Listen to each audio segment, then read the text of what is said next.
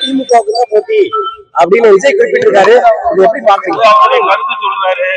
நாட்டிலே எல்லா கட்சி தலைவர்களும் இந்த கட்சி வளர்வதற்காக தொண்டனை வந்து சொல்லுவாங்களே, தொண்டனை உற்சாகப்படுத்துவதற்காக அவள் அப்படி கருத்து சொல்றாங்க. இந்த எல்லா கட்சி தலைவர்களும் அப்படித்தான். ஏன்னா அடுத்த தேர்தல்ல ஒரு தேர்தல கூட போட்டியே எடுக்கல, நீங்க பிரதான எதிர்கட்சியா இருக்கீங்க.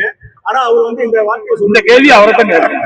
என்ன கேட்டா, நாங்க பிரதான எதிர்கட்சியும் நீங்க ஒத்துக்கிட்டீங்க, மக்கள் ஒத்துக்கிட்டாங்க, அதுக்காக மக்கள் அங்கீகாரமும் கொடுத்துருக்காங்க. இந்த கேள்வி அங்க கேளுங்க. பாஜகவை திமுகவை கடுமையா விமர்சனம் பண்ணாரு. அதிமுக பத்தி பெருசா எதுவும் பேசல. குறிப்பா உங்க தலைவர்களை பெருமையா பேசியிருக்காங்க அந்த கூட்டத்துல.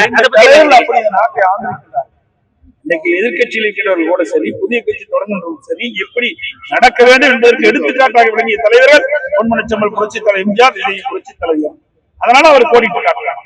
பாதகம் செய்பவரை கண்டால் நாம் பயம் கொள்ளலாகாது பாப்பா. மோதி மிதித்து விடு பாப்பா, அவர் முகத்தில் உமிழ்ந்து விடு பாப்பா. அண்மை செய்திகளை உடனுக்குடன் தெரிந்து கொள்ள இணைந்திருங்கள் எம் நாடு தொலைக்காட்சியுடன்.